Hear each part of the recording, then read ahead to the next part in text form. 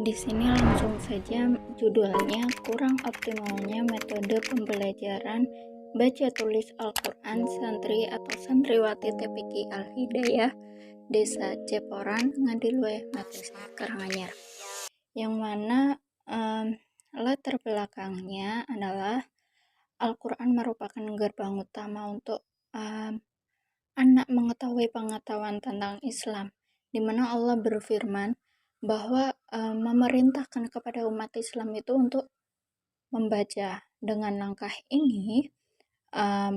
awal ini adalah belajar mengenai baca dan tulis Al-Quran dengan metode atau alternatif mengenalkan kepada anak-anak untuk mengetahui baca dan tulis Al-Quran dengan baik dan benar sesuai dengan kaidah yang telah ada. Selain di pendidikan yang formal, setiap desa setidaknya memiliki pendidikan yang non-formal untuk memajukan desanya, untuk mensejahterakan warganya dengan salah satunya dengan mendirikan taman pendidikan Al-Quran yang itu ditujukan untuk anak-anak di desa yang dapat menunjang pemahaman anak dalam mengenal agama Islam, terutama Alkitab, yaitu agama Islam, yaitu Al-Quran. Dengan begitu, maka desa dapat melahirkan generasi Qurani. Namun, titik permasalahan di desa saat ini adalah yaitu kurang optimalnya pembelajaran baca tulis Al-Quran dan kontribusi anak-anak yang untuk minat dalam kegiatan keagamaan di masyarakat. Oleh sebab itu, metode ini belum sepenuhnya dilaksanakan. Berdasarkan latar belakang tersebut, maka saya tertarik untuk meneliti dengan mengangkat judul kurang optimalnya metode pembelajaran baca tulis Al-Quran santri atau santriwati TPQ Al-Hidayah Desa Ceporan Ngadiluwe Mateseh Karanganyar. Nah, di sini langsung saja rumusan masalahnya terdapat 3. Yang pertama, bagaimana itu metode pembelajaran baca tulis Al-Quran pada santri. Yang kedua, bagaimana kemampuan dan pembelajaran baca tulis Al-Quran selama ini pada santri. Yang ketiga, apa saja faktor yang mempengaruhi metode pembelajaran baca tulis Al-Quran pada santri. Selanjutnya, tujuan penulisan. Di sini saya mendeskripsikan tentang metode pembelajaran baca tulis Al-Quran pada TPQ. Terus yang kedua, mengetahui sampai mana kemampuan membaca Al-Quran para santri. Yang ketiga, mengetahui apa saja yang menjadi problematika dalam TPQ dan pengaruh apa saja sih yang dapat mempengaruhi metode pembelajaran BTA tersebut. Selanjutnya, teori pembelajaran Al-Quran. Di sini ada 3 pendapat. Yang pertama yaitu Maidir Harun dan Das Rizal, di mana beliau mengungkapkan terdapat 2 faktor yang mempengaruhi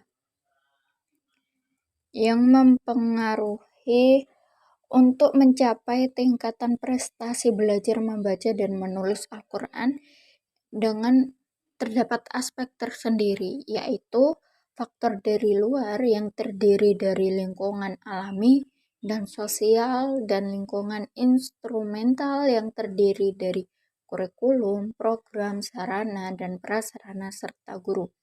Yang ketiga, faktor dari dalam terdiri dari faktor fisiologis umum dan panca indera serta faktor psikologis berupa seperti minat kecerdasan, bakat dan minat kecerdasan serta motivasi dan prestasi.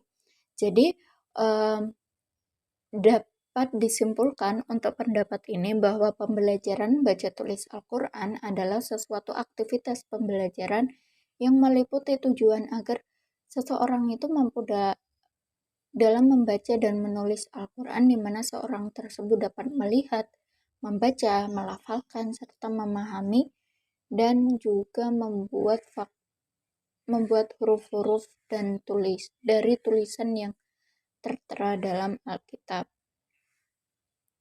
Selanjutnya yaitu pendapatnya Dr. Andes Heri Nur.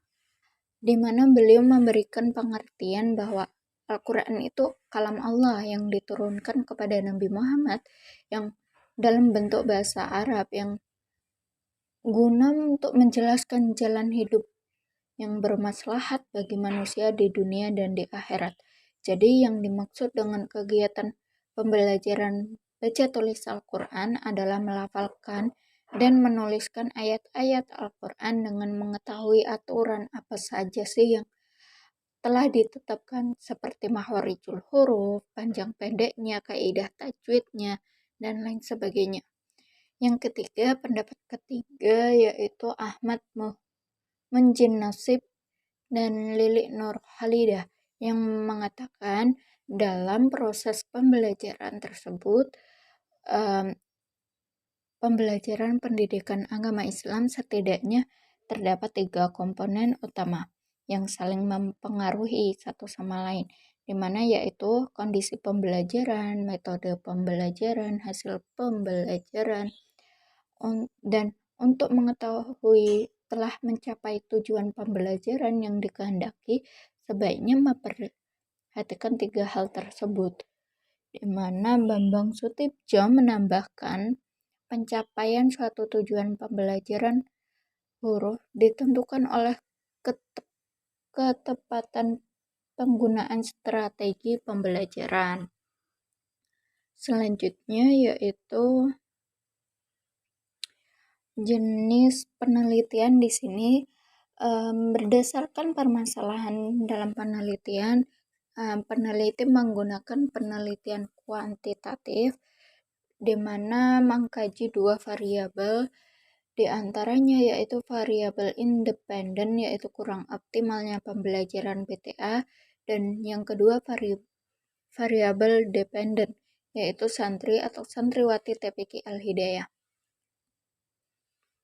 Lokasinya penelitian yaitu dilakukan di Desa Ciporan, Ngadilueh, Matese Karanganyar.